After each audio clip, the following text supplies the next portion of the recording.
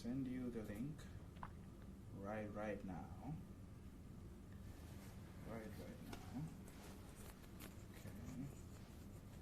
Sisterhood. Okay. Perfect. We are there. Okay.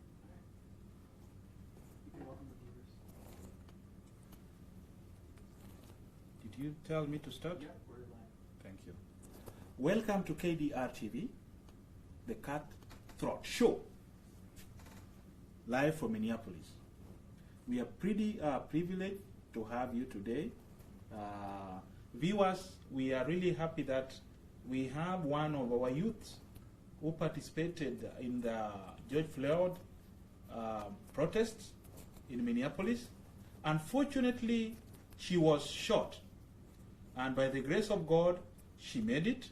And she's here today to tell us exactly what happened. Her name is Sharon Morara. Sharon Morara, welcome to KDR TV. Thank you. Can you briefly tell us exactly what happened on 28th of May last month? I went with my stepdad to the marching because I just wanted to see, like, this is the first big thing that's ever, like, happened, almost like you only see it in history books. So I wanted to go, so we went. We marched. We didn't do anything. We were just marching with protesters who were peacefully marching too. And then we parked the car by, like, where everyone else was parking, by the Target that got looted.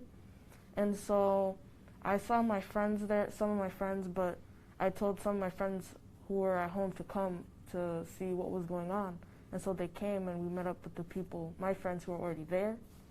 So then the friends who I told to come, we did not loot, we did not throw anything. We were just, like, you know, watching what was happening. You know, people were, there was one side people were just peacefully doing things, and the other side people were just destroying things, bringing it out of stores and stuff and doing whatever they need to do. And so I guess there was a precinct there by the Target that got looted in Minneapolis.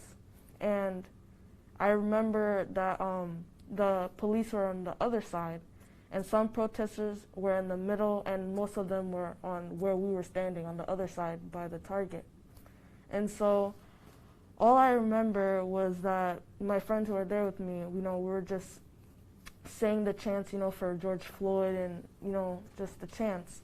And then they started, I remember a group of guys who made like a shield, like a homemade shield, and they started directly shooting at the people who had the shield, and so they started shooting into the crowds. And so after that, they started tear gassing people, and some people were throwing the tear gas back at them. And after that, like, you know, like, they were like scary. They were just, I don't know if they were threatening to shoot again, but, you know, it was kind of like mellow. But I remember just standing by a tree, and I was about to turn around or something, and then I got hit. And before that, when I got hit, like, me and my friend were standing close together, and we both almost got hit together, but we didn't. So it was just only me who got hit. So let's go. Let's go procedurally, and then because the viewers needs actually to know how it happened. Mm-hmm. So before you decided actually to go to Minneapolis to join other protesters, what made you? What drove you to go for the protest? Like, go to the protest? What drove me was, like, seeing that video of, like, George, like, you know, dying, and, like, just, like, everything before that was already happening with the cops, and just, like, literally, like, when I saw that video, like, it was really sickening. Like, I didn't know how to feel.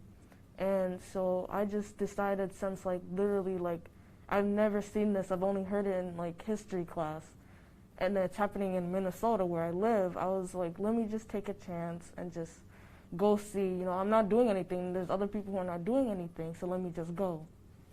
So. Thank you. And how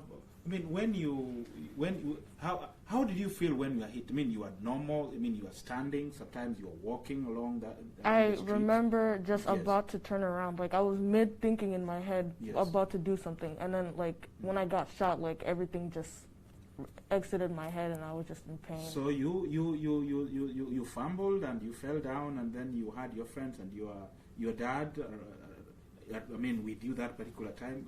What reactions? I mean, what made them to realize that you're basically down there? Because everybody, I mean, there was a lot of noise, and how did they find out that you? That part was like I can't really remember that part because it was so blurry for me. But I just know that I went straight to the ground, and I didn't think I got hit like that hard. Like my cheek was like had a hole. Like I thought when I first got hit, I thought my teeth were broken because I just kept feeling something come out of my mouth, and like I just thought it was teeth.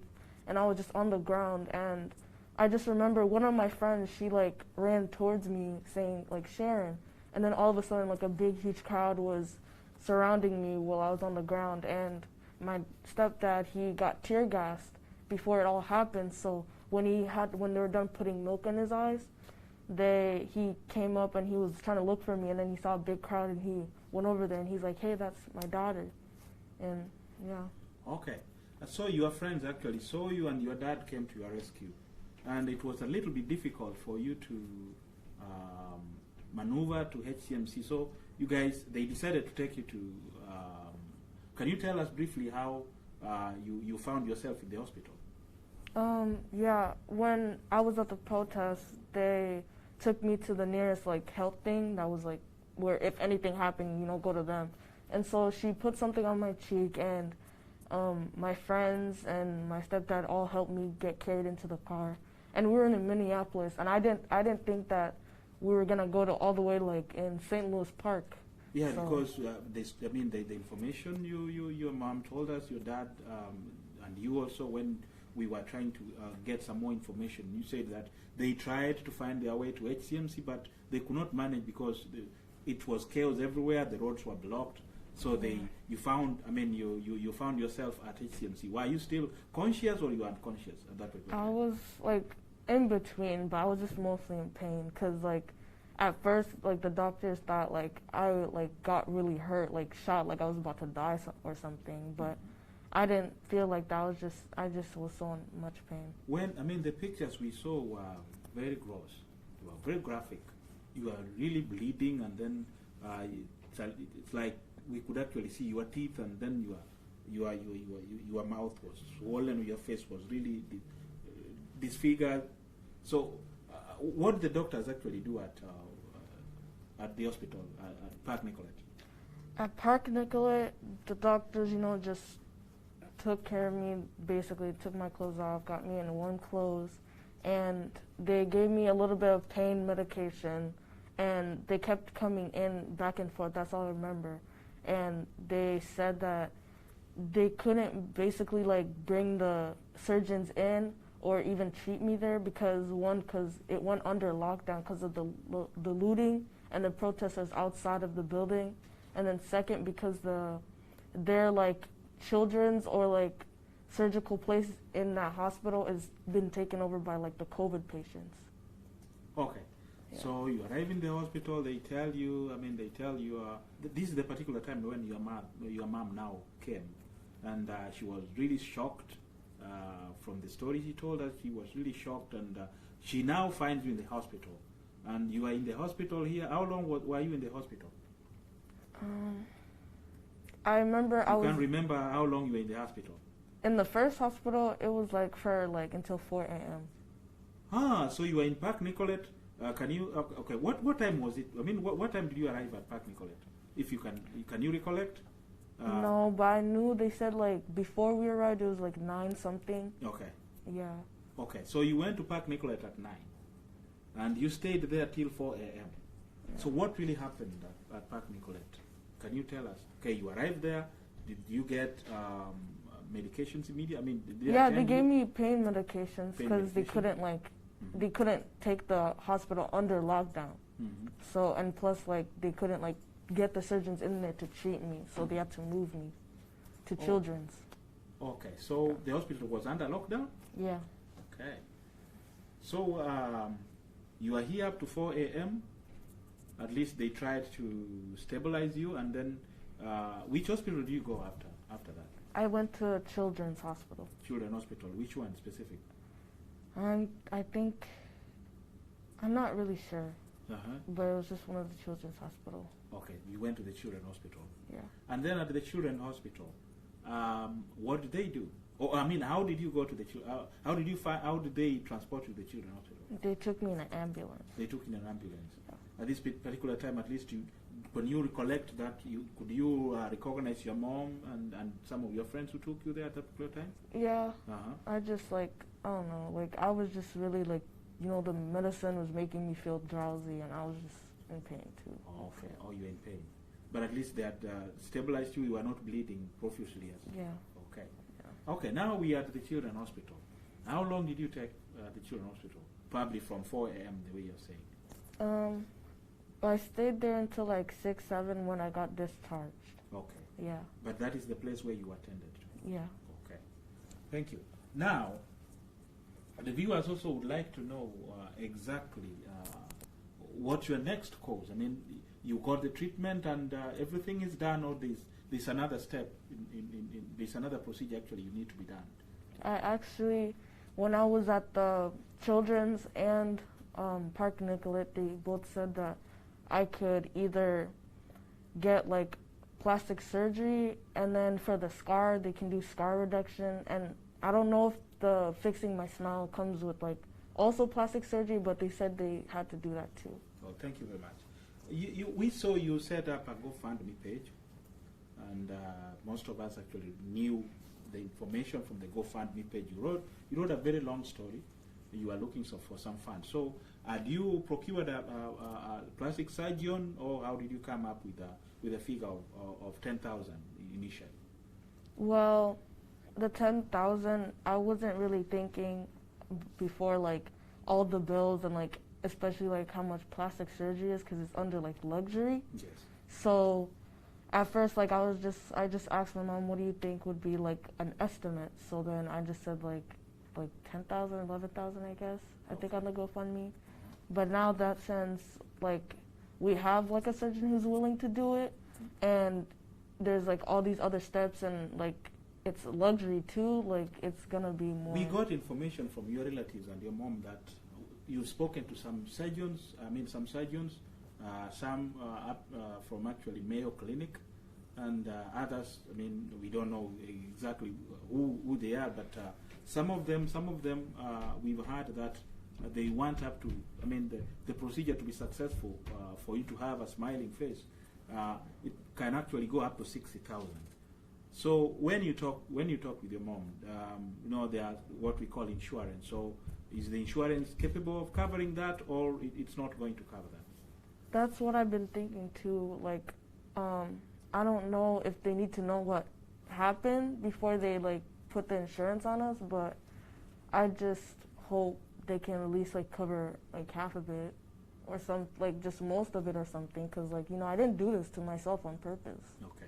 It wasn't Perfect. my fault. That is good. So the other question, that one you'll actually have to discuss with the doctors, because as per the information we got from your mom when we did an interview, we found out that the surgeons actually looking up to 60,000, and most of the plastic surgery is cosmetic. It's not something which is covered by the insurance. But definitely you'll have to see how better it goes for you to ensure that you get your smile back. So why do you want to why are you so much in need of getting your smile back? Can't you just be the way you are? Go ahead, tell the viewers what you expect. I can be the way I am, and I don't mind, even if I do get the scar reduction, if it's not perfect, the way I was, but it just, it just kind of, hurts my feelings, I didn't deserve, first of all, to get shot, and now, I shouldn't have to live with it, a scar on my face that I don't want, and, after that, I had, trouble, getting to know how to love myself again after, I got shot, and I'm just kind of grateful, I'm still alive. I know, a lot of people were saying that, you have to be grateful you're still alive, and I am, but it's just, I didn't do this to myself, and I don't think it's fair that I have to live with it, but, it's a part of my story now, so. Thank you. Now, basically you said that you would like to have a nice smile the way you are. Beautiful girl, smiling good, that is exactly what you are looking for, and that is why you even went to GoFundMe, and the community also. We have, by the way, Sharon, you should tell the viewers your story, how you came to America, and can you remember you came here when you were an immigrant kid? A child of an immigrant, but you immigrated to the U.S. with your parents. So, how old did you come here, if you can tell the viewers? I came here when I was around 1. Oh, around 1 year? Yeah. So you don't even know actually to speak the other local languages. Your local language is English.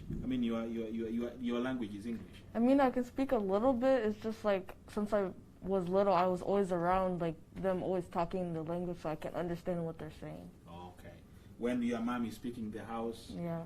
Okay, she's speaking with your siblings. At least you can grasp some Kenyan languages. Yeah. So initially you came from Kenya. Yeah. Okay. Thank you very much. And then the other thing which would like viewers also to understand or to need to know from you,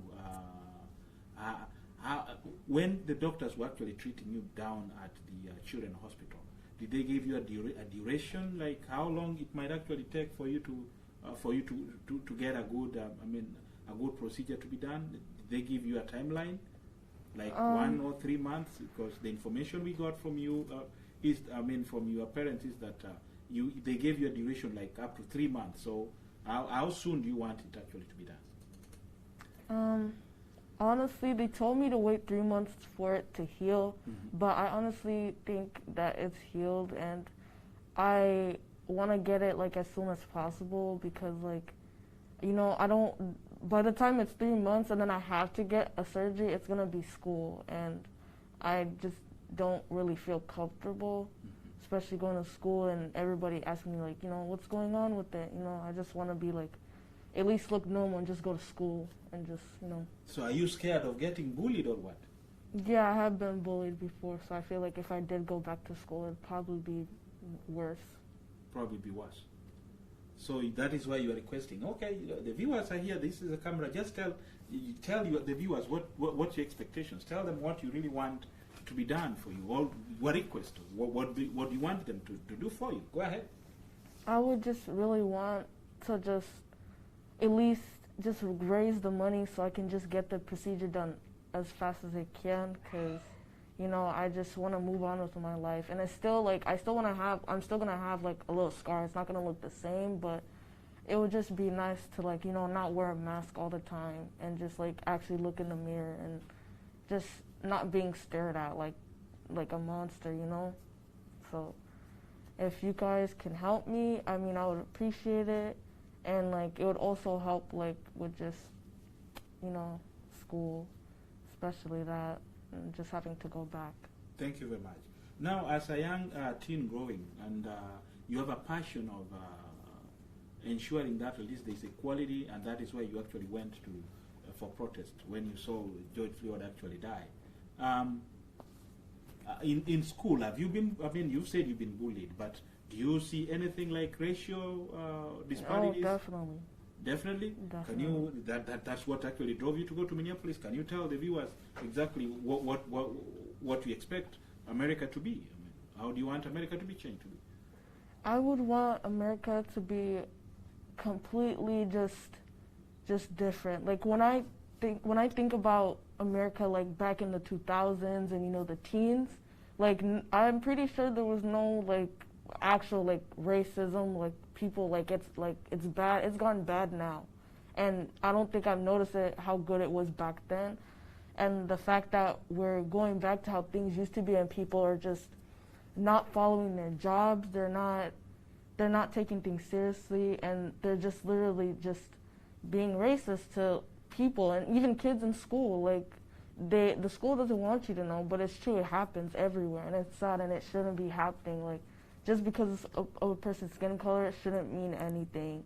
And especially if it's a man and they look suspicious, doesn't mean anything. If you have proof of something that a colored person, any ethnicity has done, that is doing your job. You have gone by the law, and it's not okay to just make up things that just because you're in the power, it's not okay. it's sad. It's sad, yeah. Wow, that is very sad. That I mean, you've lived that experience. At least you can tell that experience as young as you are, but you can still actually feel that particular experience. So, in the future, do you want to be a politician, or what do you want to be in life? Actually, like, I know a lot of people, like, even some of my teachers at school, they're just like, you're such a leader, and I'm just, like, it's hard for me to see that, because, like, it's hard being a leader. I can see that, like, being in the public eye and stuff, it's hard, so, like, you know, I'm kind of, like, scared of it, but, you know, I don't mind, like, being a leader to people, but I do want to be, in the future, working with animals, and just helping and saving them, and, you know, rehabilitating them to go back into the wild. That is perfect. That's a perfect answer. So maybe you don't know, by when you grow up, when you graduate, then you go to college, you'd love to participate in racial discussions, actually harmonizing people. I mean, making people to come together and then discuss about racial issue, which you really don't want to happen in America, and that's what actually drove you to go to the protests. Now, what do you tell the youngsters? I mean, people like your own age. What do you tell them? Do you encourage them to go for protests, or what do you think?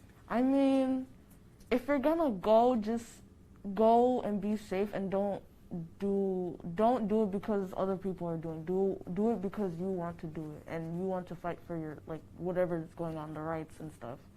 But I just want them to know that if they do see anything like racism, bullying, anything, they should stick up for that person, no matter who it is. Like, if it was you, wouldn't you want someone to stick up for you?